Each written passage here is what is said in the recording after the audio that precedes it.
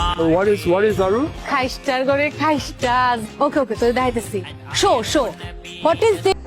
টানা কয়েক বছর দাপটের সঙ্গে অভিনয় করা ছোট পর্দার মডেল অভিনেত্রী তানজিদ দিশা এত বুঝাইলাম, তুই জারু চিনলি না? চিনলি কেমনে? মায়ের কাছে তো পরশ নাই। খুব অল্প সময়ে নাটকের জনপ্রিয়তার তুঙ্গে এই অভিনেত্রী। পাডার ঘরে পাডা, এত বুঝাইলাম, তুই জারু চিনলি না? তবে অনেক সময় বিভিন্ন কারণে আলোচনা সমালোচনা জড়িয়ে পড়েন। নাটকের অভিনয়ে বেশ পারদর্শী এই অভিনেত্রী যে কোনো অভিনয়ে নিজেকে খাপ খাইয়ে নিতে সর্বোচ্চ চেষ্টা করেন।